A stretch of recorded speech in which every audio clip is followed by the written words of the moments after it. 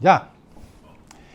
Buenos días, ¿cómo están todos? Bienvenidos a esta jornada del día de hoy de geopolítica. Comenzamos aquí nuestra labor habitual a esta hora hasta las 9 de la mañana por el canal 14 en todos los cables a nivel nacional. El audio en tiempo real en Samantha Radio Online, que se repite a las 4 de la tarde, y repetimos en nuestras redes sociales. Para la costa este de los Estados Unidos estamos en el canal 34 de Comcast, uno de los principales sistemas de cables en los Estados Unidos. Y que aquí estamos para nuestra labor de este día.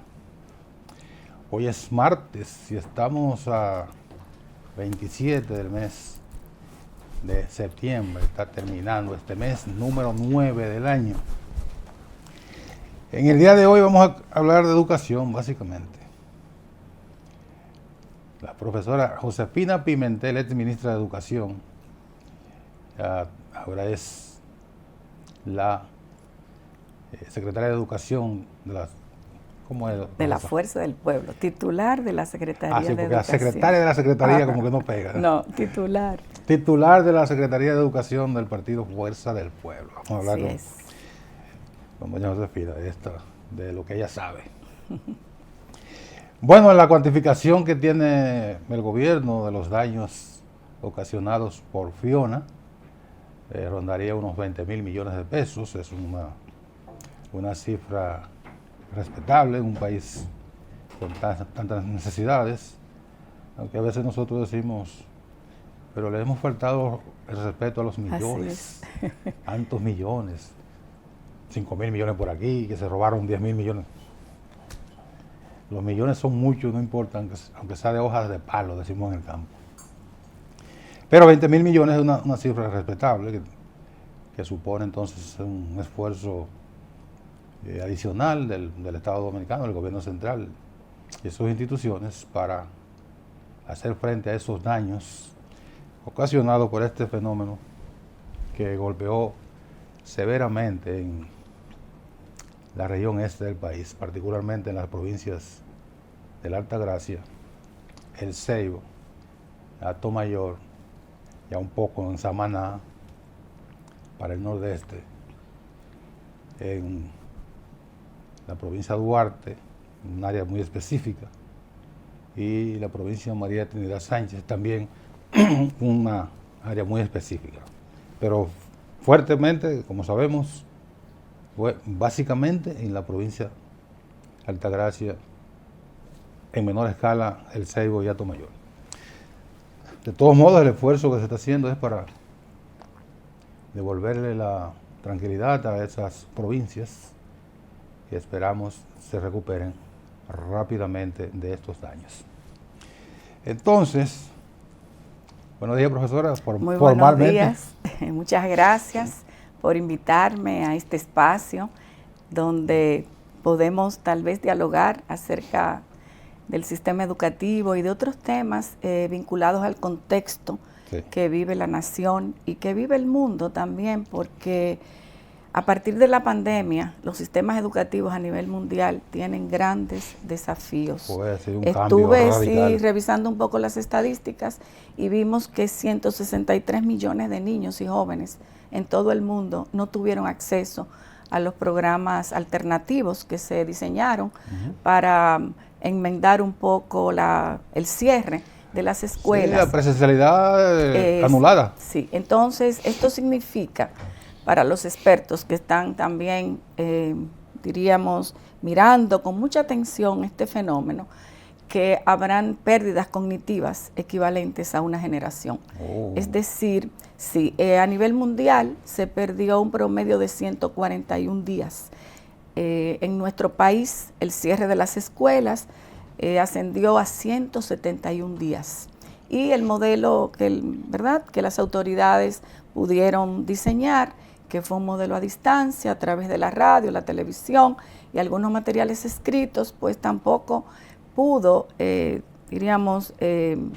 tener los resultados esperados por una serie de condiciones y variables, donde la audiencia fue decayendo. Al final muy pocos televidentes se mantenían al frente de esos programas, que eran una serie aproximadamente de 3 horas por grado escolar. Sin embargo, permanecían, de acuerdo a las mediciones, apenas 36 minutos los niños y jóvenes frente al televisor, y lo mismo también con los programas radiales, donde realmente la audiencia fue disminuyendo hasta llegar a un 11%. Entonces, a pesar de la inversión. Ajá, sí. ¿Qué sucede? Que ya antes de la pandemia ya veníamos con algunos indicadores también que nos estaban manifestando que los aprendizajes no se estaban logrando en la medida esperada. Ya veníamos percibiendo que a través de las pruebas nacionales y otras pruebas diagnósticas que se realizan, la participación del país en los estudios internacionales que se realizan con cierta regularidad a través de la UNESCO en América Latina, son estudios regionales, nuestro país quedaba siempre en los lugares más bajos de la escala. Entonces, a pesar, ¿verdad?, de los esfuerzos, que entiendo son muchos, nosotros, si comparamos tal vez con 30 años atrás, donde empezó todo este proceso de reforma, donde apenas recibíamos en el año 89 el 0.8 del Producto Bruto Interno para el sector educación preuniversitario, donde había una gran crisis debido también a las medidas económicas restrictivas que se tomaron en aquella época, que impactó de una manera, yo diría, muy, muy severa el sistema educativo. Perdimos maestros, las escuelas normales apenas tenían 200, 300 estudiantes, es decir, la carrera de educación fue mermando porque el salario también de un maestro en aquel entonces apenas era de 450 pesos. Hubo algunas escuelas que las cerraron. Sí, normales. Por falta de... Ajá, de estudiantes, porque imagínate, un maestro ganaba de primaria algunos 452 pesos, creo que eran, y el salario mínimo de aquel entonces era de 500 pesos, es decir, por debajo del salario mínimo. De manera que la sociedad en su conjunto se movilizó en aquel esfuerzo colectivo que se denominó Plan Decenal de Educación. Y a partir de ahí se definieron una serie de políticas, usted recordará, eliminar el analfabetismo, universalizar la educación primaria. Mucha quimera todavía. No, ajá, sí, pero se avanzó, pero lo que quiere es ese trecho. Por lo menos se comenzó. Ajá, y también algo importante era la obligatoriedad del primer grado del nivel inicial, es decir, que los niños entraran a la escuela a los 5 años, como un punto importante de inicio de su escolaridad, y otras medidas que tenían que ver con la expansión de la educación media, la educación técnica, etcétera. Y mejorar las condiciones de vida de los educadores. Correcto. Entonces, todo aquel esfuerzo terminó, diríamos, con un proceso de reforma del currículum. Se elevó la formación de los maestros a nivel de licenciatura, porque en aquel entonces en las escuelas normales salían con un nivel equivalente, diríamos, al bachillerato, o nivel medio. Técnico. Sí, nos dimos una nueva ley, lo cual fue un paso importantísimo, porque la ley de educación que regía el sistema databa del año 1951, y esto era una cosmovisión del mundo totalmente distinta a lo que estábamos viendo de cara al nuevo siglo. Se hicieron grandes esfuerzos por titular a los maestros. Había muchos maestros bachilleres porque los maestros mejor formados fueron emigrando, muchos se fueron a otros sectores de la vida productiva y otros se fueron fuera del país. De manera que esa crisis pues permitió que se iniciaran una serie de reformas que han logrado a través de los años consolidar algunos logros. Fueron reformas tardías. ¿Perdón? Fueron tardías esas reformas. Bueno, lo que pasa es que... Si hubieran hecho varias décadas atrás, la situación actual no fuera lo que tenemos. La sociedad no tenía el nivel de conciencia en aquel entonces. Sí. Y fíjate que ese movimiento lo empezó el empresariado, para que usted vea. ¿Por qué? Porque ellos sentían que sus colaboradores, sus empleados, no llegaban con las competencias que ellos necesitaban para mantener cierto nivel de productividad. Entonces es desde el sector productivo, fíjate qué paradójico. Por un interés económico. Pero que era válido en el sentido de que si las capacidades, ¿verdad?, de la empleomanía, vamos a llamar así, o del aparato productivo, podemos también llamarle, no estaban a la altura de los requerimientos tecnológicos que esas empresas requerían, entonces la productividad iba a mermar. De manera que todo ese esfuerzo pues permitió la conjunción de una serie de sectores que permitieron ese impulso inicial de esa reforma que se inició en el año 92. A partir de ahí entonces ya pudimos darnos una nueva ley de educación, la 6697, tuvimos mejoras constantes, sucesivas, de las condiciones salariales de los maestros, le dotamos de recuerde usted, un hospital, el SEGMA, un seguro médico para ellos. Nos dimos un nuevo currículum bastante avanzado, con una visión también de una construcción social, le llaman los teóricos del conocimiento, donde el joven pues no iba a aprender de una manera memorística, mecánica, en un modelo que le llaman los especialistas, dentro de un modelo transmisor de información, sino que el niño, el joven, iba a participar de una manera activa en transformar la información que recibía en un conocimiento nuevo. Y es lo que... Analítico. Sí, exacto. Entonces ahí desarrollar el pensamiento crítico, la capacidad creadora, creativa, la búsqueda de información, la indagación, pudiéramos decir una manera distinta de ver el mundo desde una perspectiva más crítica, más cuestionadora. Es decir, que eso fue lo que ese currículum planteó en sus fundamentos, vamos a llamar así. Pero ¿qué pasa? Que ese sistema adolecía de muchas carencias. Los niños no tenían libros de textos, los maestros no tenían una buena formación. Recuerde que las escuelas funcionaban en un mismo plantel, 3 centros, en 3 tandas, de 8 a 12, una primera tanda, como le llamábamos, luego en la tarde, la tanda vespertina, y en la noche, nocturna, las escuelas nocturnas. Era un poquito para los retrasados. Perfecto. Entonces nos dimos cuenta que ese esquema no era lo suficientemente, como diríamos, virtuoso, por decirlo de alguna manera. No, de ninguna manera. Y además había carencia de aulas, mobiliarios, equipamiento en las escuelas. Es decir, que todo ese tiempo, vamos a llamar tal vez esa década que va del 96 al 2016 o un poco antes, el sistema se dedicó a dotar de insumos, diríamos, a su esquema de funcionamiento. Lo material. Sí, lo material. Entonces, construir una cantidad mayor de aulas, aumentar los niveles de cobertura, lo cual también es importante, porque en el nivel primario tenemos una cobertura cerca de un 95%, en el nivel medio hemos ido también avanzando, en el nivel inicial lo mismo, a dotar de mobiliario, de equipamiento en sentido general, dotar de textos, titular a los maestros, en fin, crear las condiciones que permitieran apoyar los procesos de enseñanza. Pero ¿qué pasa?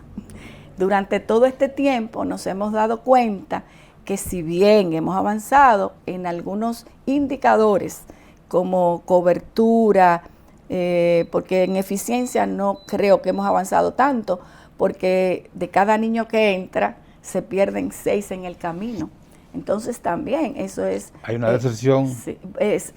Van saliendo, sobre todo en el nivel medio, porque los jóvenes entonces se dedican a buscar trabajo. Algunas muchachas salen embarazadas, en fin. Se van a una banca de apuestas. Perfecto. Entonces las variables contextuales, es decir, aquellos aspectos, aquellas variables de carácter socioeconómico que tienen que ver con las condiciones de vida de los alumnos, entonces impactan más tal vez que lo que la escuela puede darles y puede ser atractiva para ellos. Entonces los perdemos. Todo ese esfuerzo que usted está describiendo, que es real, porque además usted ha participado en ese proceso de manera muy activa. Muy directa. Muy directa. Ya como maestra, ya sea como ministra. Viceministra, fui 2 veces. Sí. En Infotec. Sí, estuve ahí también, casi 4 años. En la formación técnica. Técnica, que es importantísimo. Vital, sí. Además de todo ese esfuerzo, profesora, estamos ahora mismo en una situación que mucha gente entendería si analiza no tan eficazmente como usted lo está haciendo por el conocimiento, pero lo analiza y dice, pero nosotros hemos evolucionado en la educación porque seguimos con las mismas carencias, seguimos Nosotros, con la misma deserción, seguimos con las mismas lagunas de los maestros y por supuesto, usted no puede enseñar lo que no sabe. Entonces lo que sale de ahí, tampoco sabe muchas cosas porque el que le ha enseñado sabía poco. Sí. ¿Qué es lo que ha fallado? Bueno, hay un estancamiento y es lo que hemos estado viendo en los últimos años. Los niveles de aprendizaje no avanzan. Los muchachos no están aprendiendo lo que deberían de aprender. Los procesos de aula no son lo eficientes que debían ser. Entonces, parecería ser que nosotros nos enfocamos justamente en esos aspectos complementarios, como le explico. Dotar de alimentación escolar a los muchachos. Antes solamente teníamos el desayuno, ahora ya tenemos merienda, tenemos almuerzo. Nosotros teníamos 3.5 horas promedio de clase 20 años atrás. Ahora contamos con una jornada ampliada del horario extendido, la jornada extendida. Entre comillas, ya estamos más tiempo en la escuela. ¿Pero ha sido productivo eso? No, no ha sido productivo. Entonces. No ha bastado que se haya ampliado la jornada escolar, porque se ha visto que después del mediodía ya los muchachos se dedican a hacer tareas improductivas y se pierde entonces el control. Desde mi punto de vista, hay muchas variables que han incidido en eso. Yo pienso que se ha perdido de vista que el cambio fundamental y el conocimiento se produce en el contexto áulico, en el aula, y que tal vez nos hemos enfocado más en el currículum que en la escuela. Nos hemos olvidado. Pero eso hay que compaginarlo. Claro, pero nos hemos olvidado que ese proceso, porque el hecho educativo es complejo también. Hay variables que tienen que ver con políticas. Si las políticas están bien definidas y hay una planificación que las apoye, entonces tendremos buenos resultados. Pero el hecho educativo se da básicamente en el aula. Exactamente. Y hay variables de carácter contextual, vuelvo y digo, como dijimos anteriormente, la condición social de los niños, de las familias. Los más vulnerables tienen entonces un reto mayor, un desafío mayor para aprender, y variables procesuales, que son las que se dan en el aula. Entonces pienso que nos hemos enfocado tal vez en aspectos que no se direccionan hacia el aula, no se direccionan hacia el núcleo fundamental del aprendizaje. Los aprendizajes se gestionan de manera sistemática, porque el niño también aprende del ambiente y tiene otras fuentes también que le proveen conocimiento. Pero en el aula es que se da la acción sistemática que tiene que ver con contenidos que ya vienen identificados previamente, y eso es el currículum. Entonces, hay que transmitirlo. Exacto. El maestro, ¿qué hace? Gestiona todos los aspectos, todos los recursos que él tiene a su disposición para promover el aprendizaje de los niños. Y hacerlo de una manera secuenciada, de manera que no hayan vacíos. El maestro entonces se encarga de utilizar el texto como un recurso, el libro de texto. El maestro puede utilizar un dispositivo electrónico, una computadora, como una fuente también importante para obtener información. Pero el aprendizaje no se da solo leyendo ni obteniendo información, sino que hay que estructurar una estrategia, hay que impactar el esquema de pensamiento del niño.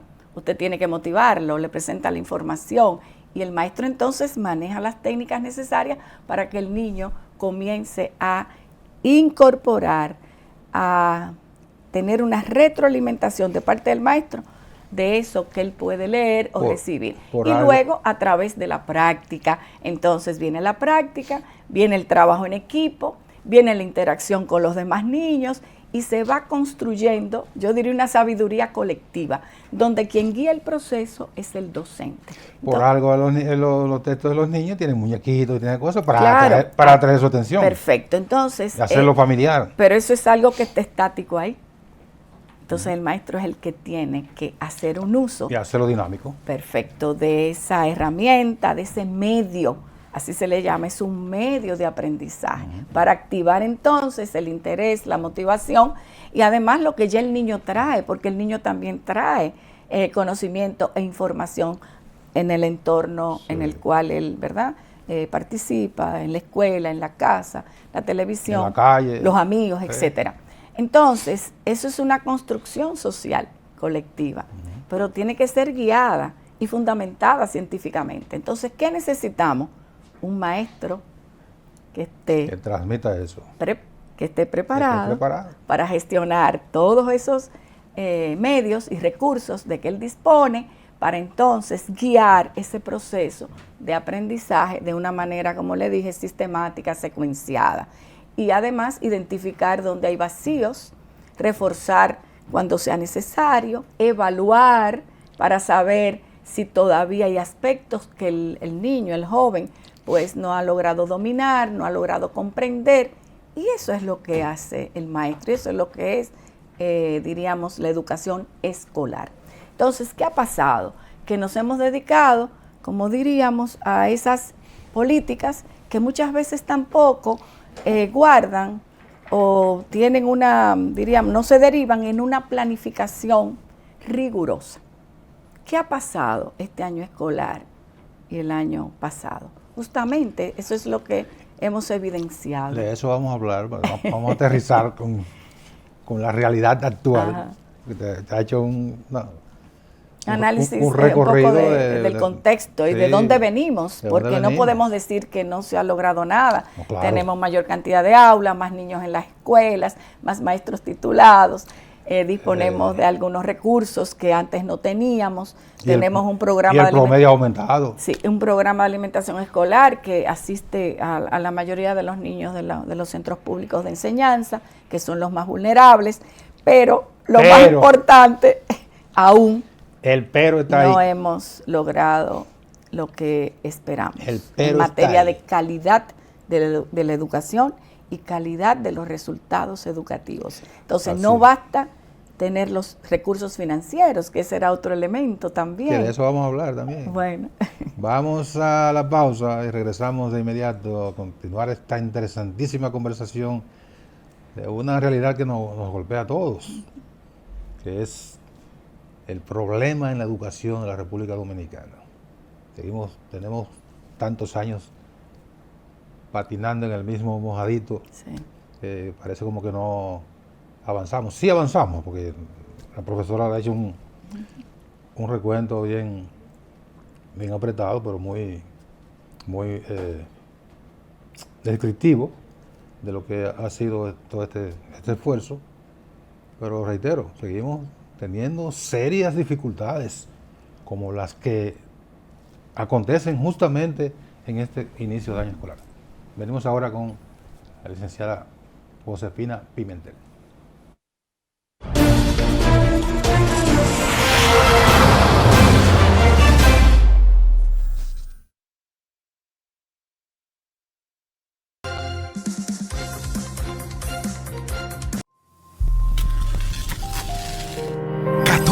TV, televisión para todos. En la Dirección General de Jubilaciones y Pensiones trabajamos con transparencia y sentido social.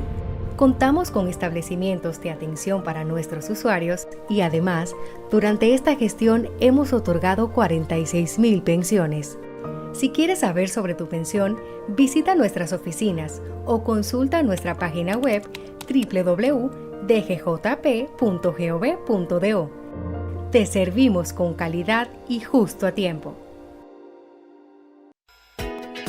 Escuela de Locución y Comunicación Social Alan Vargas ya abrió sus puertas para impartir clases sábados y domingos. Hazte locutor y especialízate en cualquier área. Pierde el miedo escénico y la fobia al micrófono. Hazte locutor y comunicador social ahora. Para inscripciones o información, llámanos al teléfono o escríbenos al WhatsApp 809-283-8637. Escuela de Locución y Comunicación Social Alan Vargas. El cupo es limitado. Algunas restricciones aplican. Te esperamos.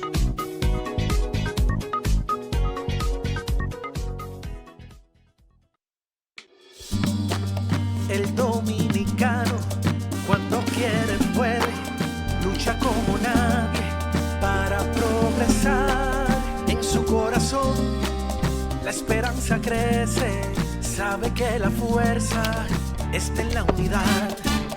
Dominicana, dominicano, somos vencedores si me das la mano. Arrancamos y volvimos más fuertes. Juntos trabajamos como un solo equipo para que nuestro deporte pueda seguir llegando a lo más alto. Banreservas, el banco de todos los dominicanos. Hoy entregamos directamente 365 títulos ya a nombre de los beneficiarios finales que impactarán positivamente en igual número de familias. Hoy todos ustedes conquistan un derecho que por siempre fue suyo, pero que nadie les había reconocido. Y hoy con enorme placer, con orgullo y con satisfacción, este gobierno, que es su gobierno, se los reconoce, los escucha y desde ahora va a proteger todos sus derechos. Nosotros podemos darle gracias a Dios porque siempre hay que ponerlo primero, que nos ha dado un presidente como el señor Luis Abinader Corona, que lo tenemos o lo tienen valorado como el mejor presidente de América Latina y hoy nosotros nos damos cuenta de que eso es verdad.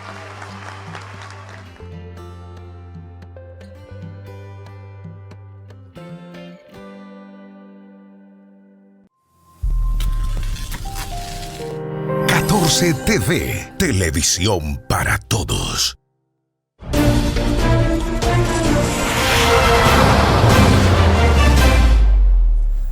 Profesora, le decía al final de la pausa, cuando vamos a la pausa, que de todo el contexto pasado es importante para claro, ver de dónde venimos y hasta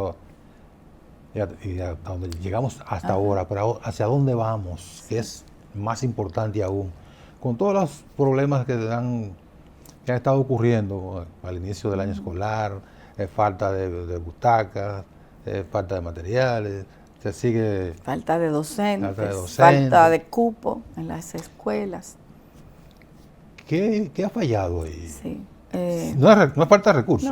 No, porque imagínense. Al contrario, sí, desde el año 2013 que inició, ¿verdad?, la aplicación del 4% del Producto Bruto Interno, de acuerdo a lo que la Ley de Educación estipula, que era el 4%. ¿Usted ejecutó un año de eso?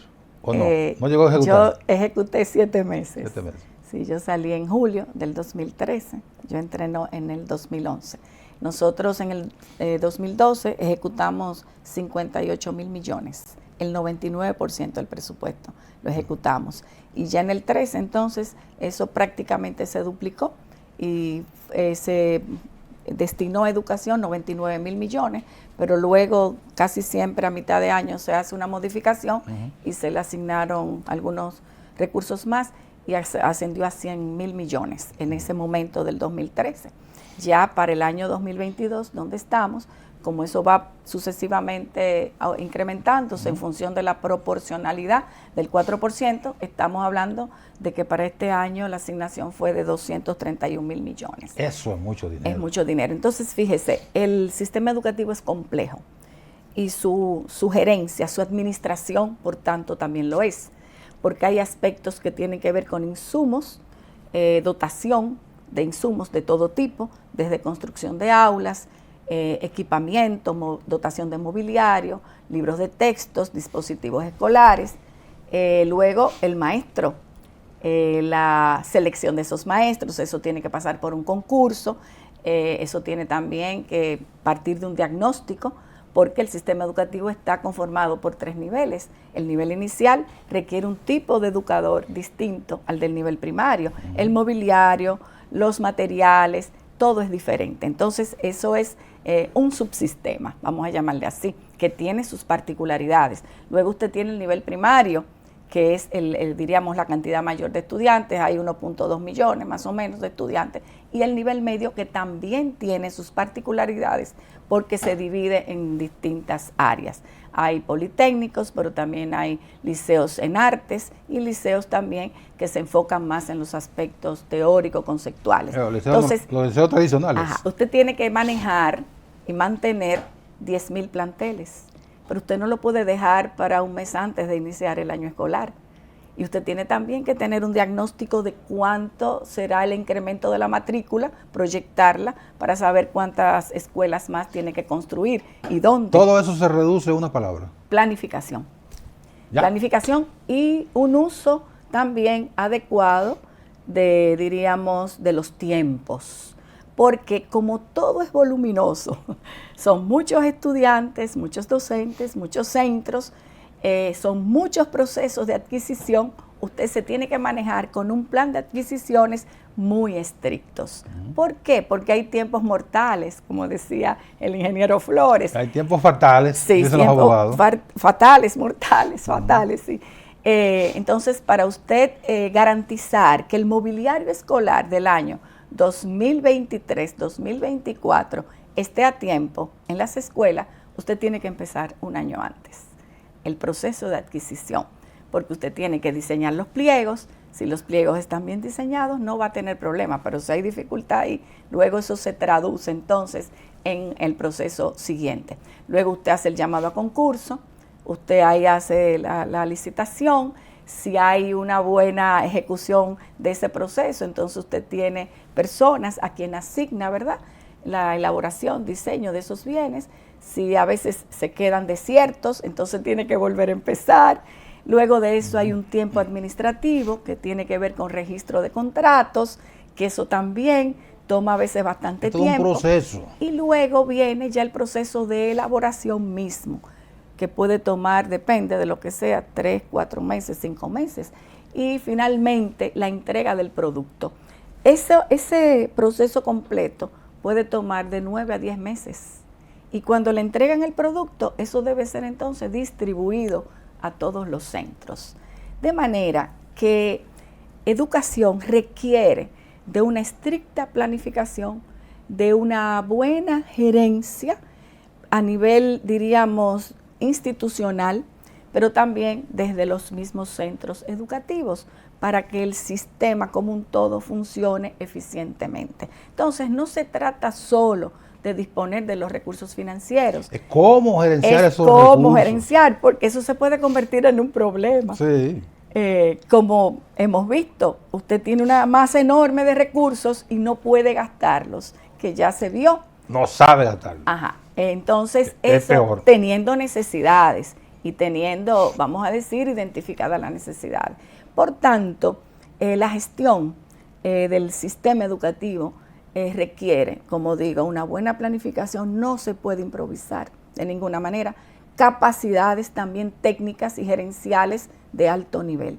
Tener un equipo que yo diría bien formado, con experiencia, que pueda acompañar a ese ministro, a esa ministra, a atender esas áreas que son sustantivas. Y finalmente, dentro del plantel, un director que también sea un buen gerente, que sea un educador, pero que él pueda ejercer un liderazgo que motive a su equipo de maestros a hacer el trabajo, ¿verdad?, con dedicación, con motivación, que también haya dentro del sistema indicadores de logro, que eso no existe, creo, hasta el momento, donde cada escuela sepa qué contenidos deben darse, qué logros de aprendizaje esperarse y que haya... Pero ¿es homogéneo, profesora? ¿En qué sentido? En todos los... Es un sistema homogéneo, que lo que se da en una escuela en Guachupita se da en otro. Sí, o sea, la medición ahí es como medio compleja. Bueno, porque cada centro es único. Cada aula tiene un grupo de niños con diferencias. Cada maestro también es distinto. Son muchas áreas del currículum. Hay maestros para lengua extranjeras, por decirlo de alguna manera, maestros de matemática, de ciencia. Entonces, hay una interdisciplinariedad. Usted tiene un conjunto de maestros que dominan distintas disciplinas, distintas áreas del conocimiento, y eso entonces se traduce, vamos a decir, en un aprendizaje integral. Entonces, educación es procesual. Ese es otro tema. Lo que usted haga en el 2022 o deje de hacer, se va a reflejar 8 o 10 años después. Y por eso es que es tan importante que nosotros nos detengamos como país, como sistema, a identificar dónde están las necesidades, dónde están los problemas, porque la realidad es que los muchachos no están aprendiendo lo que deben aprender y esto puede significar una pérdida generacional. Ya nosotros con la crisis sanitaria prácticamente perdimos 1.5 años de escolaridad.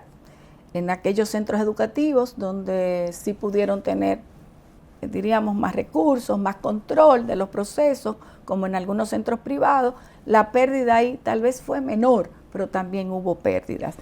Hay un indicador, y esto es muy interesante, del Banco Mundial, que le llaman pobreza de aprendizajes. Ellos calculan el índice de pobreza de aprendizajes. ¿Y a qué le llaman ellos pobreza de aprendizajes? Es un sub... Ajá, es una medición. Una submedición del índice de desarrollo humano. Perfecto. Entonces le llaman a la incapacidad que tiene un niño de leer y comprender un texto sencillo o simple a los 10 años de edad. No, que hay gente que a los 40 no lo entiende. Entonces, ¿qué dice en este caso el Banco Mundial? Que a nivel mundial el índice de pobreza de aprendizajes en el 2019 estaba en un 57%. Pero ahora, después de la pandemia, se ha incrementado ese índice que ellos le llaman de pobreza de aprendizajes y se calcula en alrededor de un 70%. ¿Qué quiere decir eso? Que el niño a los 10 años no ha logrado comprender ni leer un texto sencillo. Y eso justamente está pasando en nuestro país. Nuestros muchachitos, nuestros niños están llegando a 4º y 5º grado sin saber leer ni escribir de una manera, diríamos, o si fluida. lo lee no entiende. No entiende. Entonces, ese es un problema muy serio y que se ha agudizado a raíz de la pandemia. Entonces, yo creo que nosotros tenemos que detenernos, don Nelson, a mirarnos hacia adentro, sin prejuicios, sin, diríamos, demandas personales. Sin politiquería. Bueno. Politiquería, no política, politiquería. Y que realmente nos detengamos, porque yo creo que hace falta una revisión profunda, una transformación profunda al interior del sistema educativo. Ya el tema no es tanto de recursos financieros, porque nunca van a ser suficientes para una educación de calidad, pero por lo menos para sustentar los aspectos fundamentales del sistema, yo creo que hemos ido logrando cada vez mayores avances. Entonces, no basta tener los recursos por sí solo, eso no garantiza aprendizaje. No basta tener más escuelas, porque las escuelas tampoco por sí solas garantizan que nuestros niños van a aprender. No basta tener dispositivos electrónicos ni computadoras, eso es un medio. Sí. Si no se gestiona correctamente, de nada sirve. Ni se incorporan ahí los recursos digitales didácticos que son importantes o necesarios según el grado, y si el maestro no lo sabe gestionar, y si no hay conectividad en la escuela, eso de nada vale. Entonces, creo que nos estamos a veces autoengañando y nos estamos conformando con lo mínimo. Y lo lamentable... O con que tenemos recursos. Sí, y no, tenemos que detenernos. Y lo lamentable, ¿sabe qué es? Que eso significa pérdidas cognitivas y capacidades para la nación. Eso. En la medida en que estos niños y esta generación, producto de la pandemia, y que ya viene arrastrando un déficit de aprendizaje importante, porque ya lo estábamos mirando desde hace 5, 6, 7, 8 años, y nosotros no nos detenemos a pensar en eso y a buscar, diríamos, las medidas que reviertan esa situación. Eso, a la larga, se va a reflejar en una menor capacidad productiva para el país. ¿Es irrecuperable? Bueno, si seguimos como vamos, es irrecuperable. Sí, pero creo que si nosotros redireccionamos las políticas y las medidas, podemos retomar el camino correcto.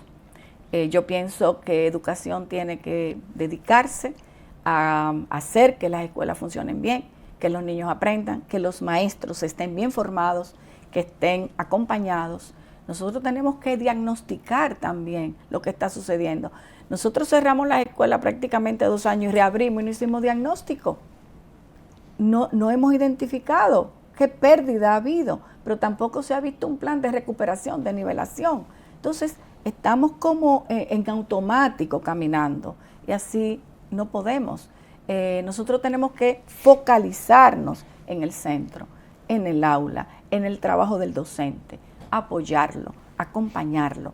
Pero también nosotros tenemos que identificar, y esto es importante, en esas pruebas diagnósticas que se han hecho, qué es lo que los niños no han podido aprender.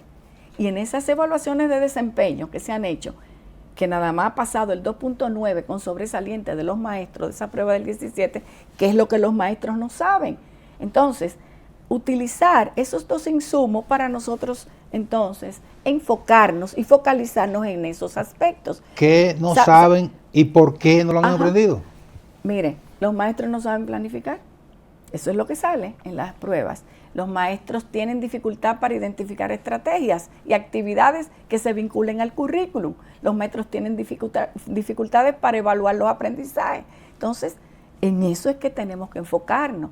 Si las universidades, que son las formadoras, no están haciendo lo propio o no están haciendo lo suficiente, vamos a llamar así, porque ellas hacen su trabajo, pero parece que los aspectos nodales que se requieren no son los que los maestros están, diríamos, apropiando en su formación, vamos a decir, de grado, como licenciados en educación. Entonces ahí el ministerio tendría que hacer lo propio, tendría que diseñar un programa de capacitación, de formación, de fortalecimiento de esas competencias que el maestro trae, que aún no ha desarrollado del todo. Pero no existe. ¿O bueno, sí, pero puede que existan, pero a lo mejor son medidas insuficientes o dispersas, porque también en educación a veces pasa eso, mucha dispersión. Entonces nos olvidamos de lo fundamental. Yo pienso también que en este caso tiene que haber un replanteamiento de la formación, un diálogo entre educación superior y educación preuniversitaria, para que se puedan complementar los esfuerzos. Porque si un sistema va por un lado y el sistema de educación preuniversitario va por otro, entonces nosotros... Pero eso no existe. Estamos... No me digas que eso no existe, porque entonces me voy a parar de aquí y voy a salir a comenzar a gritar. Sí, se han hecho esfuerzos, hay una normativa que dejó doña Ligia, la 915, que era bastante rigurosa. En educación superior. O en superior. Pues pero entonces, pero era muy rigurosa con la selección de los candidatos. Doña Ligia es así, rigurosa en todo. Y entonces eso trajo un poco, ¿verdad? Diríamos, las universidades... No avanzó. Sí, han replanteado eso, pero era muy buena esa política, pero tenía otras aristas, vamos a llamar así, que entonces se está replanteando. El ministro de Educación Superior designó una comisión, pero la verdad es que el maestro es esencial en este proceso. Por supuesto. Y su formación y el rigor con que se forme, porque también ese maestro que estudia educación viene de un bachillerato deficiente. Exacto. Entonces vamos en este proceso reproduciendo una serie de vacíos y debilidades. Pienso que es un momento importante para el sistema educativo. Creo que tenemos que detenernos a reflexionar. Creo que el ministro Ángel Hernández, que es un educador que tiene experiencia en formación de maestros, que viene del mundo académico, que ya fue viceministro en el periodo 2000-2004, fue director de currículum en una época. Es decir, él conoce el sistema desde dentro, pero tiene un gran reto, un gran desafío. Ojalá él pueda hacer esa reflexión a la par de ir también ejecutando, porque es que en educación usted no se detiene. El día a día es importantísimo. Usted tiene un niño 12 y 13 años con usted en un proceso que al final el resultado se mide parcialmente por etapas, pero si usted no hace lo que corresponde en cada ciclo de enseñanza, entonces los resultados subsiguientes son precarios. Y nosotros, una cosa bastante preocupante es el tema de los primeros grados. Déjalo ahí, para que vengamos después de la pausa con ese tema y hablemos también un poquito de política, porque usted está inmerso también en la actividad política. Vamos a la pausa y regresamos de inmediato con la profesora Josefina Pimentel.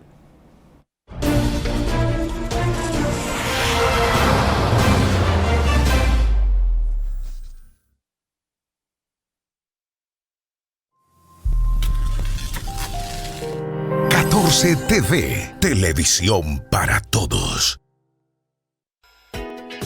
Escuela de Locución y Comunicación Social Alan Vargas ya abrió sus puertas para impartir clases sábados y domingos. Hazte locutor y especialízate en cualquier área. Pierde el miedo escénico y la fobia al micrófono. Hazte locutor y comunicador social ahora. Para inscripciones o información, llámanos al teléfono o escríbenos al WhatsApp 809-283-8637. Escuela de Locución y Comunicación Social Alan Vargas. El cupo es limitado. Algunas restricciones aplican. Te esperamos.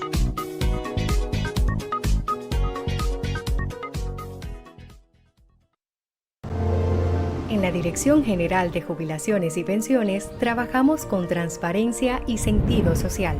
Contamos con establecimientos de atención para nuestros usuarios y además, durante esta gestión hemos otorgado 46,000 pensiones.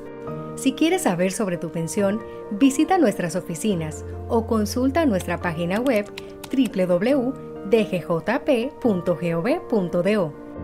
Te servimos con calidad y justo a tiempo. El dominicano, cuando quiere puede, lucha como nadie para progresar. En su corazón la esperanza crece, sabe que la fuerza está en la unidad. Dominicana, dominicano, somos vencedores si me das la mano. Le dimos para allá y lo hicimos. Juntos dimos el valor que merece nuestro arte y nuestra cultura para seguir apoyando el crecimiento de nuestro talento y de nuestra gente. Banreservas, el banco de todos los dominicanos. Hoy entregamos directamente 365 títulos ya a nombre de los beneficiarios finales que impactarán positivamente en igual número de familias. Hoy todos ustedes conquistan un derecho que por siempre fue suyo, pero que nadie les había reconocido. Y hoy con enorme placer, con orgullo y con satisfacción, este gobierno, que es su gobierno, se los reconoce, los escucha y desde ahora va a proteger todos sus derechos.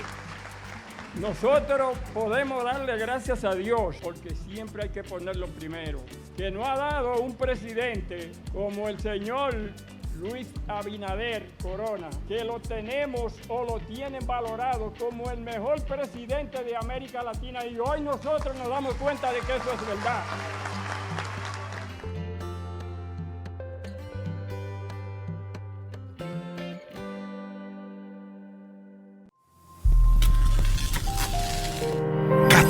TV, televisión para todos.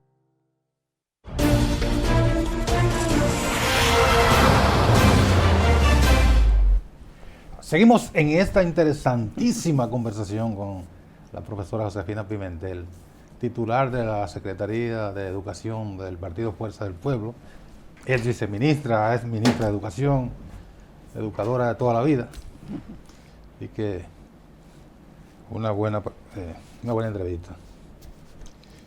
Profesora, decíamos que habría que hablar un poquito de su área política también. Muy bien, yo creo que sí.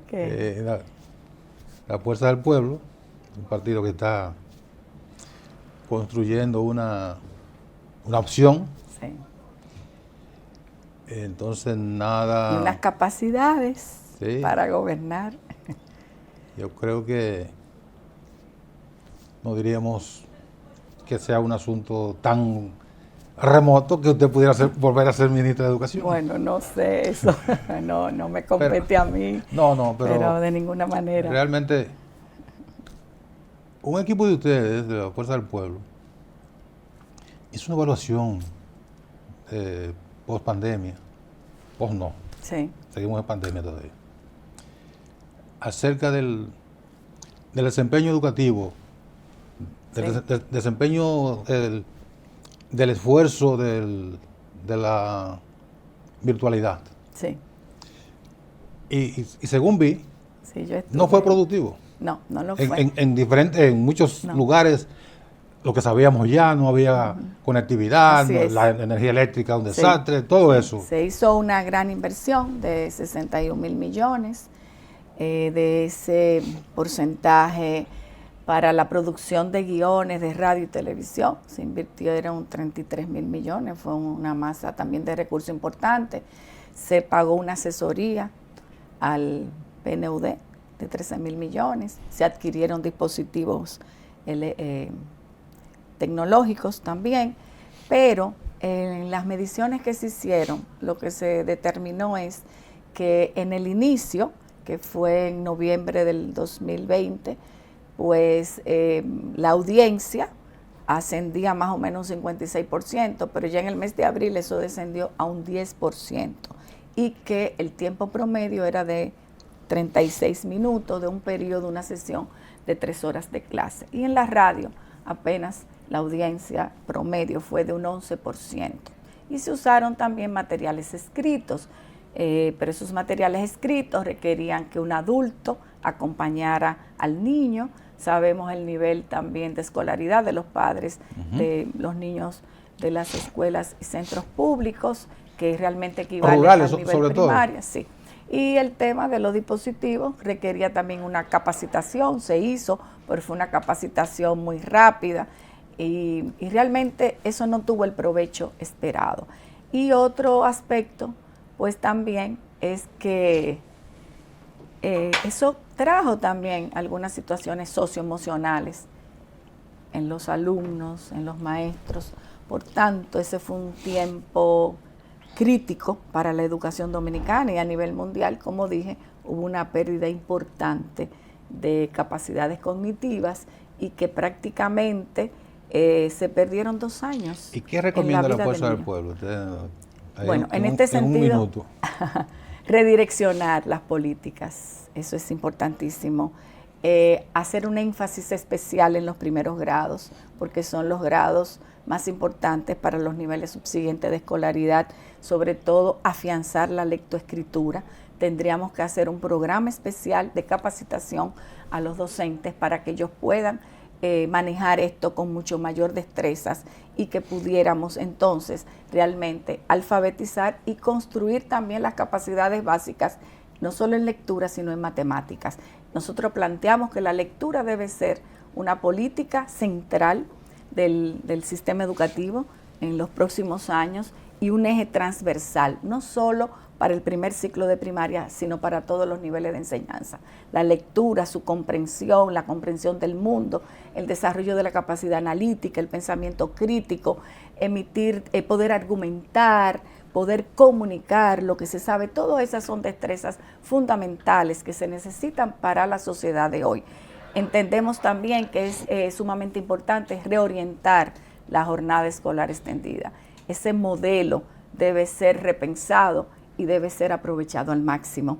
Ese tiempo que nos ha permitido, ¿verdad?, el 4% disponer algo tan anhelado 30 años atrás, que en un solo plantel funcionara un solo centro, con una jornada corrida, donde los niños, además de las materias, diríamos, del currículum, pudieran tener también actividades vinculadas al deporte, a las artes, pudieran tener los maestros más tiempo para planificar su docencia, para atender a los niños que tienen rezago.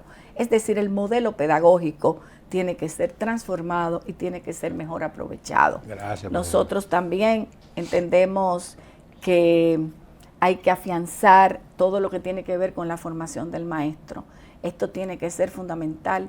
Deben haber programas dirigidos a fortalecer sus capacidades y enfocarse más en el aprendizaje y no tanto en la enseñanza, aunque son dos aspectos de un mismo proceso, pero tal vez nos hemos dedicado demasiado a que el maestro enseñe. No, es que los niños aprendan. Correcto. Es tal vez cambiar cambiar. el énfasis y sobre todo también descentralizar el sistema, pasar recursos a los centros educativos para que puedan atender sus necesidades básicas, dotar de los libros de texto, utilizar esa plataforma que se ha instalado y esa, diríamos, distribución masiva de equipos electrónicos, sacarle provecho y que el ministerio tenga su propia plataforma digital donde pueda incorporar recursos digitales didácticos, donde pueda también vincularse con bibliotecas digitales que existen y con una cantidad enorme de plataformas que también apoyan los aprendizajes, sobre todo en el nivel medio y en el ciclo superior de la educación primaria. Es decir, nosotros tenemos que impactar la calidad. Ya tenemos lo elemental, pudiéramos decir, satisfecho. Pues vamos a sacarle. Entonces vamos a enfocarnos en que los niños aprendan, vamos a transformar también la manera en cómo estamos gestionando los centros educativos. Pensamos que hay que tener un sistema de indicadores de logros, que cada escuela sepa qué se espera de ella, qué deben aprender los niños, que la escuela se haga responsable también, porque hasta este momento nadie es responsable de la pérdida de aprendizajes. Gracias, ¿Quién profesor. lo es? Nadie. No lo es el centro. Entonces, las familias también no tienen el nivel de conciencia necesario para exigir en este sentido mejores aprendizajes. Gracias. De manera que es repensar el sistema educativo y dar un cambio direccionando las políticas hacia el centro y focalizándolo justamente en que nuestros niños aprendan. Eso es lo que pensamos que pudiéramos aportar. Gracias, profesora. Magnífica exposición, de verdad que sí. Tenemos que volver, profesor. Bueno, cuando guste. Y, bueno, se me olvidó decir que estamos ahora en el partido en un proceso donde 20 compañeras, pues, pueden entrar a su dirección política. Bueno, los compañeros quieren que yo esté ahí y ya nos inscribimos. Si nuestros compañeros de la dirección central entienden que nosotros tenemos, ¿verdad?, ¿qué diría? La oportunidad de participar en ese alto órgano de dirección, pues lo seguimos haciendo con una vocación de servicio a la sociedad y a nuestra organización política. Gracias, profesora. Y gracias a ustedes también por su atención este día. Bastante aprovechada la jornada de geopolítica de hoy, martes. Hasta mañana.